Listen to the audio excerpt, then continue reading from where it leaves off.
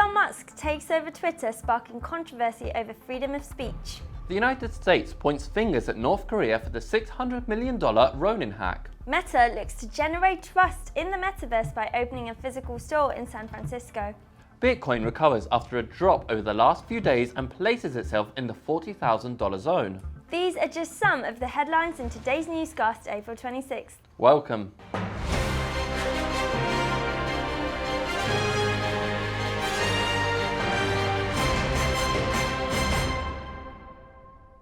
Billionaire Elon Musk buys Twitter. The CEO of Tesla and SpaceX will invest $44 billion to take over the social media giant, which he will delist. The operation has been unanimously approved by the Twitter board of directors, although the purchase process is expected to take a few months due to bureaucratic procedures.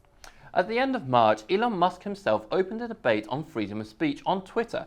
He proposed the creation of a new platform that would offer a true freedom when expressing oneself without any kind of censorship whatsoever.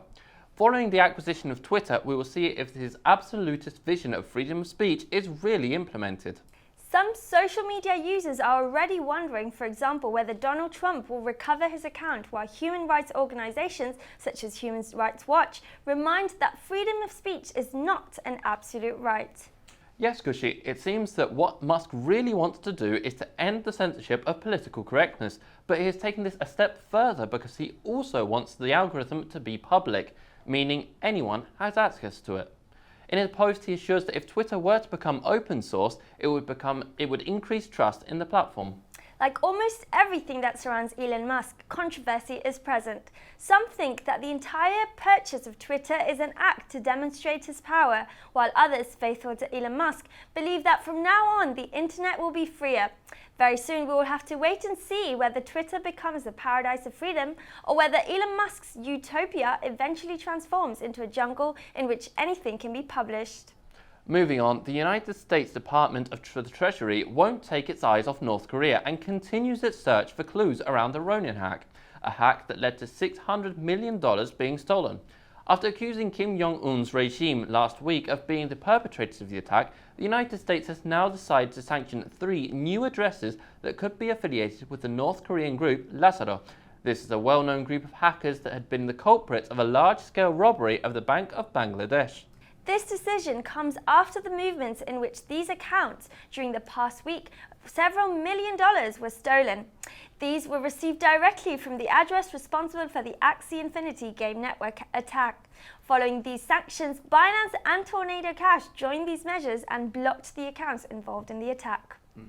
In San Francisco, Meta, the company that was up until recently known as Facebook, opens a physical store. The idea is that anyone can try on and experience the AR and VR devices. For instance, sunglasses developed by Ray-Ban with a camera instilled to take and share photos on social media. The aim is to shed some light on the metaverse and demystify the concept. In fact, the store is very close to Reality Labs, the Meta offices in which the augmented reality and metaverse technologies are being developed. Across the pond, Austria's interest in Bitcoin is increasing and Media Market is taking advantage of this. The technological sales chain installed up to 12 ATMs in its facility so that users can withdraw Bitcoin or deposit fiat money instantaneously. After partnering with Coinfinity, Media Market launched a pilot test amongst its clients that was so well received that it is now looking to expand on its strategy. If it succeeds, it wouldn't be a surprise to see ATMs branded as current at different points of sale across the European continent. In the world of NFTs, it seems that apes aren't safe even on the internet, as the Bored Ape Yacht Club suffers an Instagram hack. The attackers shared a shady website on the Bored Apes account and managed to steal over $2.5 million worth of NFTs.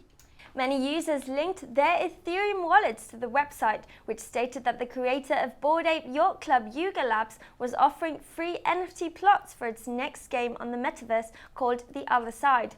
The hook behind this scheme was offering a free airdrop of virtual plots to users, even to those who didn't own a Bored Ape. 4 Bored Ape and 7 Mutant Apes are some of the most valuable NFTs stolen by the hackers. Meanwhile, the price of Bitcoin sits around the $40,000 mark. Yesterday, the candlestick drew a large bearish wick until reaching $38,200. However, throughout the day, it managed to recover and finally closed just above the $40,000 mark. This brings us to the end of today's newscast. Tune in tomorrow for more news around crypto and blockchain technology. Until tomorrow.